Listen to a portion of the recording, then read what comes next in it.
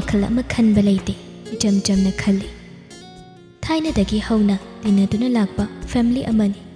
aduna bu harau harau unasi haibada yaraklibani cafe manungda changlaga nungai gadagu mafam ama yengduna buwangba amadi nurai du phami janaba kharasu order tawkhre nurai nupa asiga sumna phaminabaga phangbasi mahakti haraubada loikhre masa matomta sagatchariba asa mayam asina thoine hene ikaiba koijaba haibaduma leitabana tapna wa haire sumaina phaminaduna wari watai tawna leibase hana phangani haina phawba khande adubu ngasiri phangi yam nungai thaina aikhoina ngangoiringi matamda yam ningsingi buwangba tapna khomi wa adubu munna taraga hoi aise yam thajari aduga tasengna aikhusilapnaradobu malurabani kayamdi kuire aikhoina unadrise natra thaina ngangoiringai noi ima adagi koi babung hoina leiringi matamdadi numit khudingi sanamini heba adu phawbu ye natra wa aduda nokchai nuraido nupa sinasu mabu hanagum yanglakpa asida tanjaduda chanabasu puthoraktuna pirami coffee do ngai hakti amuk tumine thakmine chanaba adubu amuk chamine nurai nupa asegi yamna lemba maong amadi nupa manba matau aduda pena yeng mapukning aduda asumna muk hairi kaya aduda pamalino haiba masakse ai thiam ngawida aina khara nusibagira khangdi inungta nusi haiduni mabu ai geba phangba haibase handak mapoksigi ai semi oina pokbagi mahai yandoini buwangba nang kana magi wakhal khanganu ko aina khaliba mayam se nangdi khangba nati asiguna ba phanglise harau harauna nungsinaba koinaba ma oiramadi kayam nungaini nafamda ise kejaba ma phangdoini matomta sagatcharibani nupiduna mangduna leiba aduda buwangbadu tapna kidurage nasa nungaidabro nangbo wakhal khangoi oire aduna tapna khomi nokfet tawna kaisuk tawdeda sum wakhal ama khalambani adu buwangba aikhoise angang amata natri chahi su loina yam luhong kai hongbagi matam su loina yarabani hoi aisu nangi thokiba thawdobada khanghawi andabu never mind mabu nangondagi lapna chatkribado isorna lakthokhibani haina khal nanga maga chanadaba khara leibagi nangi afaba maikai ama piribani haina khando buwangba tapna hainure aisadumna khali punsi haisiri makhal matheli asuk sangna tamba ngamdaba lambise masida ayed apan kaya ama thengnaba tingkhang kaya ama thengnaba haibase masana taban maraksida masu tingkhang amani haina ai khallagi mana ingonda yurumduna piramba ngai haki chaina aduna aigidi para ama oihore matung tarakpada samdokpa yare haina khali nupi amabu kamaina loinagani kamaina nungsigani haiba ai khanghawi masidi punsida awaba ma thengnaragadi awamal phangi hairisi aduna matam chupada wakhal dang chatpa yadi thauna leina hingdongni hainariba aduna aidi matam khara sumaina leikhigi haina khali luhongbagi wase lapna thamkhigi ai ingna pista matam khara leigi se hairaga nokfet tawi aduga nuraide yenglaga aigidi araibani nangina kamai tawba nangdi nupina liduna leibase mina phajanamta hainadabani ko nupana libana khara phabani hairiba mawong mandana hairakliba amadi mangondo onsillaga asumna hanglakpasida nurai makhol thokna khajik noi aduga tapna khomi mina hainingba makai haijasanuda aigi maramda ngangiba mayamduna aigi punsi semgadawga nate aidi liba yaba likhigi isane isa matik jare family ama stable oinaba thamba ngamani haiba kanda yam kaise pange haina khale masagi oina aise yam independent oiba pamjaba misak amani adubu babungi wabasu ai tagi haina khale ngasi phawba ai koinaba nungsinarappa mi amada leirakte hairiba hoi adusu yam phai adubu hainaba madi leibaniko punsi haisidi tawdaba thabak ama tawbagi chadaba machabagi harauba nungaiba haina kaya ama leiribani nangso awatpa ama leiba nateda ꯑꯗꯨꯅ ꯈꯪꯅꯕ ꯃꯤ ꯑꯃꯗꯤ ꯊꯝꯃꯨ ꯀꯩꯅꯣ ꯅꯨꯔꯩ ꯅꯣꯛꯆꯩ ꯄꯦꯅ ꯅꯨꯔꯩꯗꯨ ꯋꯥꯡꯕ ꯑꯁꯤꯒꯤ ꯋꯥ ꯃꯌꯥꯝ ꯑꯗꯨꯕꯨ ꯇꯥꯔꯒ ꯅꯨꯔꯩꯗꯨ ꯇꯞꯅ ꯃꯈꯥ ꯇꯥꯔꯛꯏ ꯑꯃꯨꯛꯇꯪ ꯆꯥꯊꯣꯛꯇꯅ ꯆꯥꯕꯗ ꯄꯨꯟꯁꯤꯒꯤ ꯑꯃꯨꯛ ꯍꯟꯅ ꯆꯥꯔꯣꯏ ꯍꯥꯏꯅ ꯈꯟꯈꯤꯕ ꯇꯥꯔꯒꯗꯤ ꯑꯩ ꯇꯜꯂꯤ ꯑꯗꯨꯅ ꯃꯍꯥꯎ ꯈꯪꯗꯅ ꯑꯩ ꯃꯇꯝ ꯈꯔ ꯂꯩꯈꯤꯒꯦ ꯍꯣꯏ ꯑꯗꯨꯅꯕꯨꯗꯤ ꯐꯩꯗ ꯑꯩꯁꯨ ꯄꯨꯟꯁꯤꯒꯤ ꯑꯍꯥꯟꯕ ꯆꯥꯡꯌꯦꯡꯗ ꯃꯥꯏꯊꯤꯗꯨꯅ ꯂꯩꯍꯧꯔꯕ ꯃꯤꯁꯛ ꯑꯃꯅꯤ ꯑꯗꯨꯅꯅꯤ ꯑꯃꯨꯛꯀ ꯍꯟꯅ ꯆꯠꯄꯗ ꯑꯀꯤꯕ ꯑꯃ ꯏꯁꯥꯁꯤꯗ ꯂꯣꯏꯅꯔꯒ ꯂꯩꯔꯤꯁꯦ ꯐꯔꯦ ꯋꯥꯔꯤꯁꯤ ꯅꯥꯀꯜ ꯑꯃꯔꯣꯝꯗ ꯊꯝꯃꯁꯤ ꯑꯩ ꯂꯥꯏꯔꯤꯛꯇꯨꯗꯤ ꯒꯥꯔꯤ ꯃꯅꯨꯡꯗ ꯌꯥꯎꯍꯧꯕꯅꯤ ꯑꯗꯣ ꯅꯪꯁꯨ ꯐꯖꯅ ꯑꯝꯇ ꯍꯣꯠꯅꯕꯤꯌꯨꯀꯣ ꯆꯍꯤ ꯈꯨꯗꯤꯡꯒꯤ ꯇꯣꯄꯔ ꯄꯨꯊꯣꯛꯇꯨꯅ ꯀꯟꯅ ꯍꯣꯠꯅꯗꯨꯅ ꯂꯥꯛꯑꯕꯅꯤ ꯑꯗꯨꯅ ꯍꯟꯗꯛꯁꯨ ꯄꯨꯊꯣꯛꯇꯕ ꯌꯥꯗꯕꯅꯤ ꯑꯩ ꯈꯪꯉꯤ ꯄꯥꯕꯨꯡꯅ ꯑꯩꯉꯣꯟꯗ ꯍꯥꯏ ꯑꯗꯨꯅꯅꯤ ꯑꯩꯁꯨ ꯐꯖꯅ ꯍꯣꯠꯅꯒꯦ ꯍꯥꯏꯅ ꯈꯜꯂꯤ ꯌꯥꯝ ꯅꯨꯡꯉꯥꯏ ꯅꯪꯒꯤ ꯋꯥꯁꯦ ꯇꯥꯔꯒ ꯅꯣꯏ ꯃꯌꯥꯝꯅꯁꯨ ꯊꯋꯥꯏ ꯌꯥꯎꯗ꯭ꯔꯒꯗꯤ ꯑꯩ ꯍꯦꯛꯇ ꯏꯇꯣꯝꯗꯅ ꯉꯝꯕ ꯅꯠꯇꯦꯗꯣ ꯇꯧꯏꯁꯦ ꯑꯁꯨꯝꯅ ꯃꯈꯣꯏ ꯑꯅꯤꯗꯨ ꯉꯥꯏꯍꯥꯛ ꯑꯗꯨꯝꯅ ꯋꯥꯔꯤ ꯋꯥꯇꯥꯏ ꯁꯥꯟꯅꯗꯨꯅ ꯂꯩꯈꯤꯔꯝꯃꯤ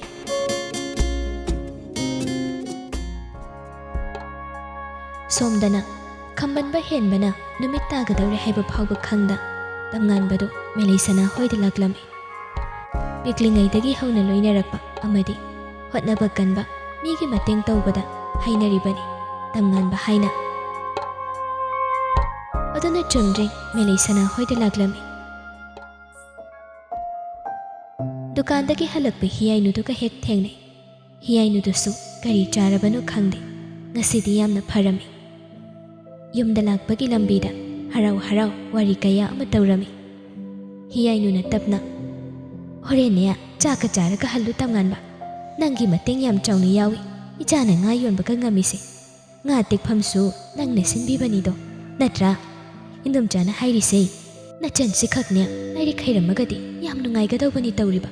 ꯇꯝꯉꯥꯟꯕ ꯃꯁꯥ ꯐꯥꯎꯕ ꯏꯉꯥꯎ ꯉꯥꯎꯏ ꯍꯤꯌꯥꯏꯅꯨ ꯑꯁꯤꯅ ꯏꯐ ꯐꯅ ꯂꯩꯔꯝꯕꯁꯤꯗ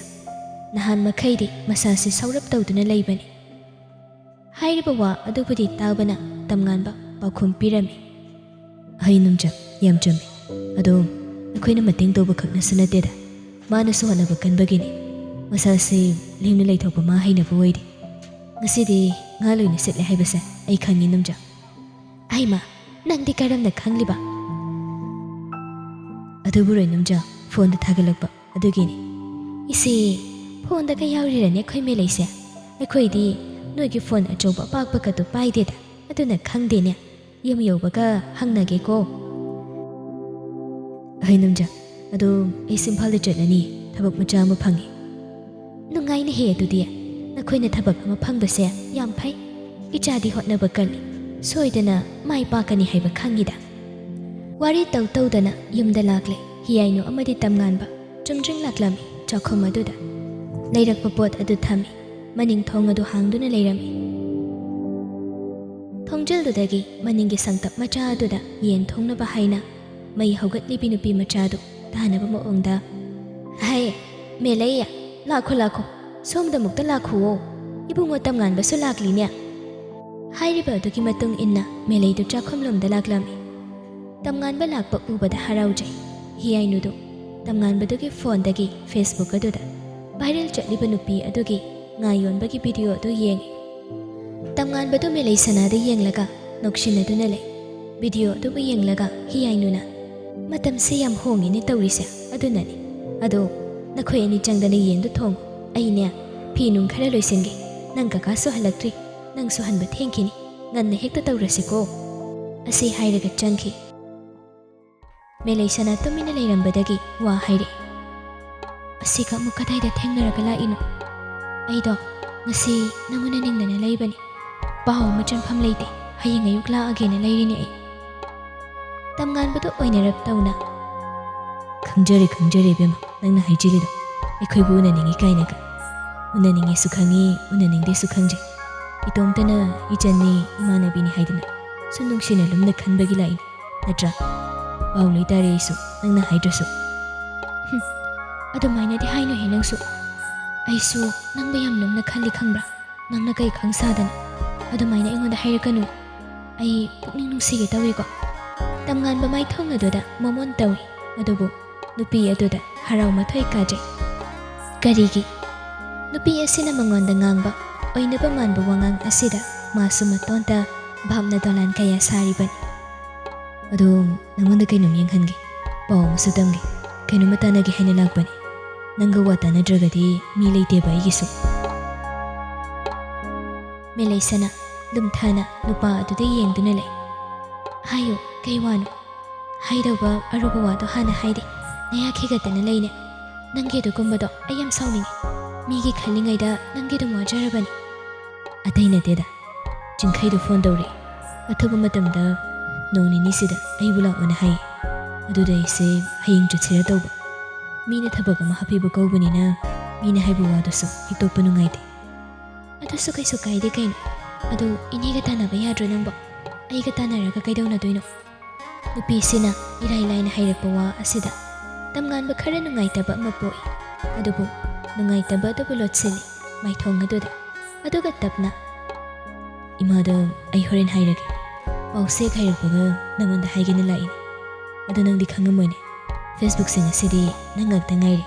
ꯚꯤꯗꯤꯑꯣ ꯑꯃ ꯌꯦꯡꯉꯨ Si hairaga video adubu yenghali. Kaisuk tawba video nate. Amadi iba paba thokdaba asigumba asi kaya interest laite. Aduna asi kaidawrage kai kai aruba kamalaga nang sidiba law kanade yendum thongase nasidine ai sel phangini yen thongini si hairaga punna amu sangtap macha adomda punna laktuna yen thongnaba thorang amuk tawi thorang tawna tamnganba wa makha tare kochi oina kotuna ꯅꯪꯅꯗꯤ ꯏꯆꯝ ꯆꯝꯅ ꯍꯥꯏꯔꯤꯕ ꯄꯥꯕ ꯍꯩꯇꯕꯅꯤꯅ ꯑꯗꯣ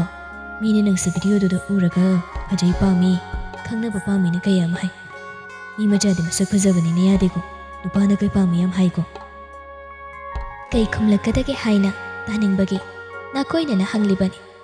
wa adubu taraga Melaysana noktuna phagi oina khomi nupi ama oirurabanina nupana phajai pami hairakpase masana tabani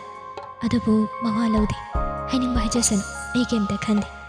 aidi thabak yam chili hairiba nupana haga onsinaraga wari sanabagi matam aingonda leite ahenba makhanba leitabanina adumna khumlakpani adubu asa ama thamduna hanglakpa nupa adudi hek penjaba haibadu oide aduna ꯑꯗꯨꯃꯥꯏꯅ ꯍꯥꯏꯕ ꯅꯨꯄꯤꯁꯤꯅ ꯍꯦꯜꯂꯦ ꯍꯦꯛꯇ ꯂꯨꯍꯣꯡꯈꯤꯕ ꯅꯪꯁꯨ ꯃꯇꯝꯒꯤ ꯅꯨꯄꯤ ꯈꯔ ꯈꯔ ꯃꯥꯟꯕ ꯍꯧꯔꯛꯏ nang kaidawrage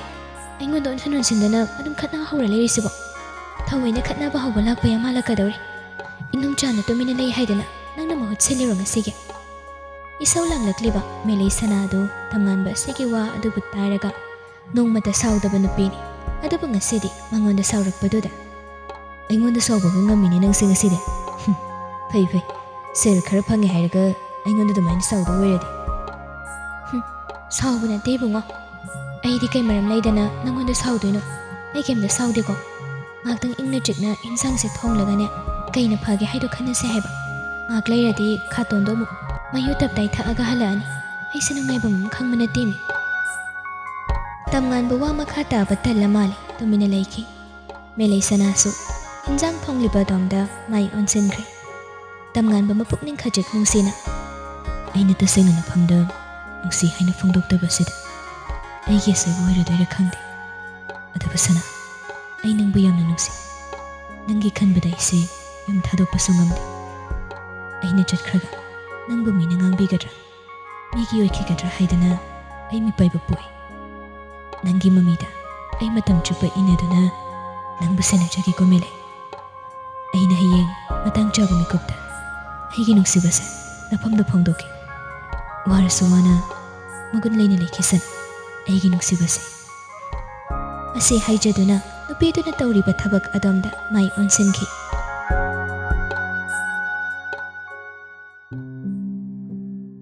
numidangi pung 8 tarakle chawkhraba yum aduda nurei matomta leiribani nahan khaidi mapabungda phone tawraga halaktriba haina hangbani magi mathau oirambani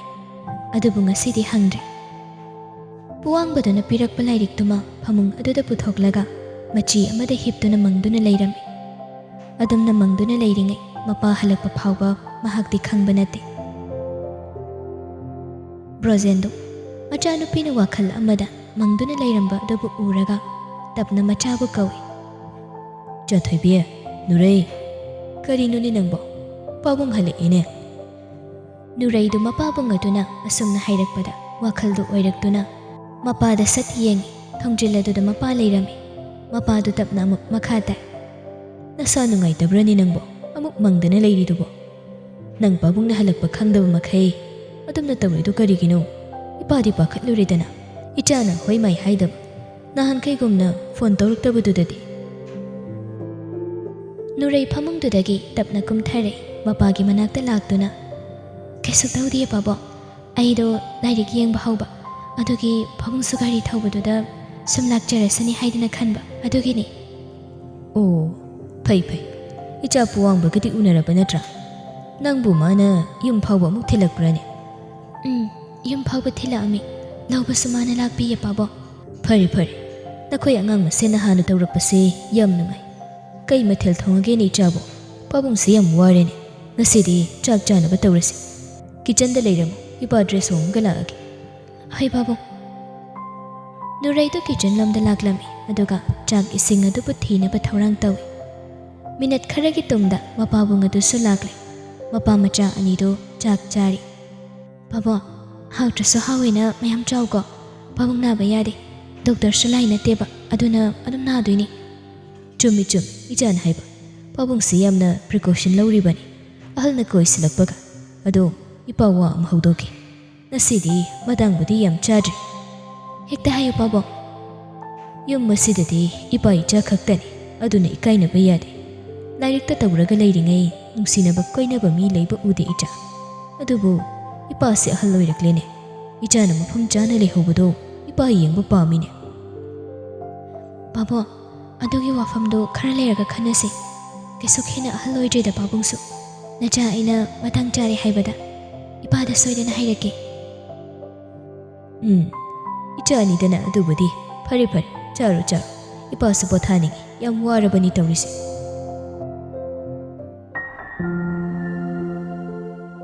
Michik mirau khaltarak traba ahingi matamni. Adubu pakhang leisa singdu tumnadri. Thenglaba phauba buwangba phone yengduna le. Tamngan baduna nungsi laiman oiduna ahingdu tumba yade. Melaisana mahagna nungsiba mahau khanggadawre haina langtaknaba poktuna leiri. Tamngan bathamoy yadu nupana taba amagam nik laurei. Magi wakhal hek nungaitabaga maninglomda thoglakpadu hek tawi. Aduna mahau sagam pampham semliba adada phami. Atiyada tha thawan magi matam oibagi maningtamna nganduna leiri. Melaisana hoidagi halakpaga mamaga wari munna khane. Aduna hayeng simahak yum thadokduna magi thabaktugidamak chatpa tare numidang wairamda aduna mahak thamoidu yamna nungaijade nupi adobu unaba phanglaroidra haina punsigi tawdaba yadaba amani aina magidama asimasuling namang halagadi waduna laklaba ayamadi mase nungaiba khangdana punsi siloi ka tawni ko tawrise kaigino taibang kaithelesina asukluriba hingnabagi chakhawgi lanbang thengnagadra thamoy hiningai asibu themgadra ai mathayam sare kaino aina hojik tawgadaba imadadi haying chatlage haina haigre chatnaba haidana imanadi harau phi yomba su hogre asumna mangduna tumba yada leirami somdana melaisana ahingni haibaga kawre nupa adubu karamba matamda lakadoino haina wakhal khanbada Melaisana tapna murum wakhal nungaina leiri aina magi wa adubu yam lumna lauraga mana hiramba wafamada yare haina haikrage haina khallaga mana lakte he nupa nangbu hayeng la oba aigi thamoy asina nangbu uningi haina haire ai nangna haibadu yare punsi chupa aigi nuksibasa nafamde sinarage Ningol legi khudang asi pairaga aibu nangna chaksana sena jaro nupi asina asumna sonbagi ra khangdi buwang badu khutta pairiba phone do sat nakalamada thammaga mahaksa ningsinglakliba nupi dugi saktamadu uraga nokfet tawi aduga wakhalda khali ahing taibang khangdre nangna ibu otbase nangbu aina hairamba wafam adubu kari haina firip laurubano ꯑꯗꯨꯕꯨ ꯑꯩꯒꯤ ꯊꯃꯣꯏꯗꯣ ꯈꯪꯅꯤꯡꯕꯅ ꯌꯥꯗ꯭ꯔꯦ꯫ ꯅꯤꯡꯉꯣꯜ ꯑꯣꯏꯕꯤ ꯅꯪꯕꯨ ꯋꯥꯈꯜ ꯃꯨꯟꯅ ꯈꯟꯅꯅꯕ ꯍꯥꯏꯗꯅ ꯑꯩꯅ ꯃꯇꯝ ꯄꯤꯕꯅꯤ꯫ ꯑꯗꯨꯕꯨ ꯑꯩ ꯁꯣꯏꯗꯅ ꯅꯪꯒꯤ ꯅꯅꯥꯛꯇ ꯆꯠꯀꯅꯤ꯫ ꯑꯩꯁꯦ ꯅꯪꯒꯤ ꯅꯨꯡꯁꯤꯕꯗ ꯉꯥꯎꯔꯕꯅꯤ꯫ ꯑꯣꯟꯊꯣꯛꯅ ꯀꯜꯂꯤꯗ ꯅꯪꯒꯤ ꯃꯌꯥꯏꯁꯦ꯫ ꯑꯀꯟꯕ ꯃꯂꯩꯌꯥ ꯅꯨꯡꯁꯤꯠꯅ ꯑꯩꯕꯨ ꯍꯦꯛ ꯅꯪꯒꯤ ꯅꯅꯥꯛꯇ ꯄꯨꯕꯒꯨꯝꯕ ꯇꯧꯏ꯫ ꯑꯁꯤ ꯈꯟꯅ ꯄꯨꯋꯥꯡꯕꯗꯨ ꯇꯨꯝꯈ꯭ꯔꯦ꯫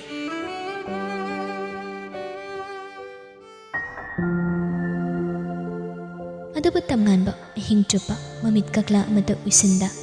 ꯅꯤꯡꯖꯕꯤ ꯃꯥꯇꯕꯨ ꯅꯤꯡꯖꯗꯨꯅ ꯂꯩꯔꯝꯃꯤ꯫ ꯀꯛꯉꯥꯎꯅꯔꯕ ꯃꯥꯏꯀꯩ ꯈꯪꯗꯕ ꯆꯛꯂꯥꯒꯨꯝ ꯏꯇꯤꯟꯐꯝ ꯈꯪꯗꯕ ꯏꯆꯦꯜꯒꯨꯝ ꯅꯤꯡꯉꯝꯗꯕ ꯊꯃꯣꯏ ꯄꯨꯗꯨꯅ ꯂꯣꯛꯇꯥꯛ ꯄꯥꯟ ꯑꯗꯨꯗ ꯃꯁꯥꯅ ꯃꯥꯏꯀꯩ ꯑꯣꯟꯗꯨꯅ ꯑꯍꯤꯡ ꯏꯅꯨꯡ ꯉꯥꯜꯂꯛꯄ ꯉꯥꯏꯗꯨꯅ ꯂꯩꯔꯤ꯫ ꯑꯣꯏꯔꯦ ꯇꯁꯦꯡꯅ ꯉꯁꯤꯗꯤ ꯏꯅꯨꯡ ꯃꯥꯁꯨ ꯌꯨꯔꯥꯟ꯫